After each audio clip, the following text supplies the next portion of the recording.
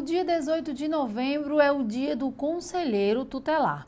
E para falar sobre a importância desse profissional, recebemos em nosso estúdio o conselheiro tutelar de João Pessoa, Eduardo Toscano. Eduardo, seja muito bem-vindo ao nosso estúdio. Eduardo, o que levou você a ser conselheiro tutelar? Quando a gente começa a trabalhar com violações de direitos e ajudando as pessoas, a gente vai desencadeando essa vontade e essa sede de querer mais e mais ajudar. Então, já há um tempo eu venho trabalhando não só em relação à criança e adolescente, mas dentro de outras políticas sociais, e que aí veio essa proposta. Vamos entrar no conselho, que é onde a gente pode ajudar mais ainda a combater as violações de direitos contra as crianças e adolescentes. E aí dá para a gente fazer um trabalho de forma muito mais efetiva para garantir esses direitos. Como é feita a escolha do conselheiro tutelar? Antigamente, a escolha era feita de 3 em 3 anos. Em 2012, houve uma alteração legislativa para unificar as eleições no Brasil todinho. Então, esse processo de escolha passa a ser unificado, onde a primeira eleição unificada foi em 2015, e aí, de 4 em 4 anos, haverá um novo processo de escolha. E esse processo de escolha dá-se-á um ano após ao da eleição presidencial. Eduardo, você pode explicar para a gente o que faz o conselheiro tutelar? Sim, o Conselho Tutelar, a própria definição dele já nos clareia bastante, porque o Conselho ele é um órgão permanente e autônomo, não jurisdicional, encarregado de zelar pelos direitos da criança e do adolescente. Então, o Conselho Tutelar é um órgão garantidor. Então, o conselheiro tutelar, dentro de suas atribuições, tem a função de garantir e zelar os direitos das crianças e adolescentes, e de uma forma preventiva, ou então quando a violação já aconteceu, trabalhar para que seja sanada essa violação e de forma efetiva garantir esses direitos humanos de crianças e adolescentes. Então, o conselheiro tutelar tem uma função primordial, porque é lá no conselho onde há uma grande porta de entrada de diversas violações de direitos, e aí a gente pode acionar toda a rede de proteção. O próprio Ministério Público, a Vara da Infância, todos os serviços para que seja efetivado os direitos das crianças e adolescentes. Eduardo, qualquer pessoa ou cidadão pessoense pode ser conselheiro tutelar? O que ele precisa para exercer essa função? Bom, existem algumas regras para a pessoa estar apta a ser candidata ao conselheiro tutelar e participar do processo de escolha. O Estatuto traz 3 requisitos, que é a idade mínima de 21 anos, residência no município e idoneidade moral, e fica a cargo da lei municipal todas as regras para esse processo de escolha. E no caso específico aqui de João Pessoa, a gente tem que apresentar participação na Conferência Municipal de Direitos da Criança e do Adolescente, tem que passar pelo crivo de uma prova escrita e após isso, cumprindo todos os requisitos, os demais requisitos legais, podemos estar aptos a concorrer a esse processo de escolha. E quais são as maiores dificuldades que você enfrenta no seu dia a dia dentro de um conselho tutelar? Eu digo, é um mistério muito grande, é uma função muito gratificante de exercer, principalmente quando a gente alcança o objetivo, que é sanar uma violação de direito ou evitar que essa violação seja realizada. Mas a nossa maior dificuldade na atuação é com a falta de políticas públicas, porque a gente recebe aquela violação de direito, encaminha para os serviços, e se o serviço não funciona, se a política pública não funciona, o nosso trabalho vai estar esvaziado. Então, o Conselho Tutelar ele tem essa função, garante os direitos de crianças e adolescentes, vendo quais são as violações, possíveis violações que estão acontecendo, e encaminhar para os serviços. Se a política pública não funciona, o encaminhamento como um todo não vai funcionar. E essa é uma das maiores dificuldades do nosso trabalho. E atualmente, quais são os maiores problemas que chegam até o Conselho Tutelar? Bom, eu faço parte do colegiado do Conselho Tutelar da região Praia. E uma das nossas maiores demandas é em relação a conflito familiar.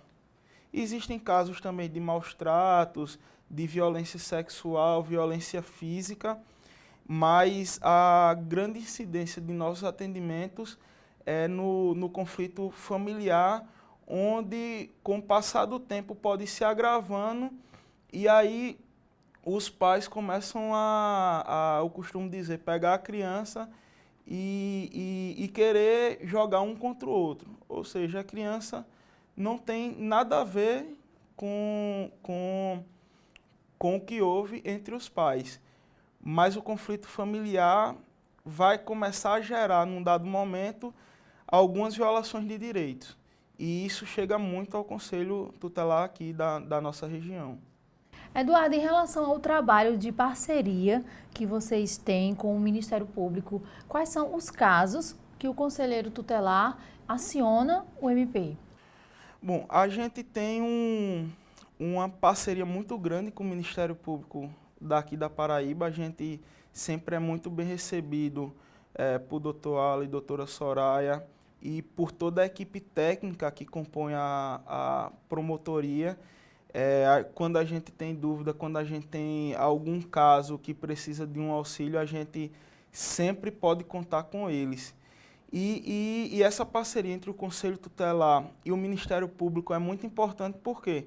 Porque uma das atribuições do conselheiro tutelar é noticiar o fato de alguma infração administrativa ou alguma infração penal contra a criança ou adolescente.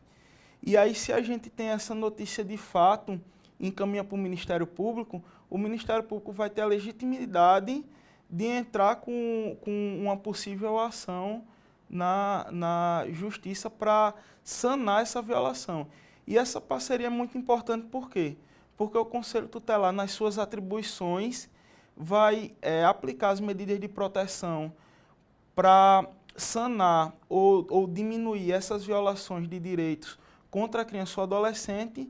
E quando a gente encaminha esse caso ao Ministério Público, essa infração penal ou administrativa, vai ser um meio legal para o MP judicializar e responsabilizar aquele violador de direito. Então, o Conselho Tutelar, nas suas atribuições, junto com o Ministério Público e suas atribuições, e toda a rede de proteção integral como um todo, cada um cumprindo o seu papel, podemos garantir e efetivar de uma forma muito efetiva mesmo os direitos de crianças e adolescentes. Então, essa parceria com o Ministério Público e também com a Vara da Infância é primordial.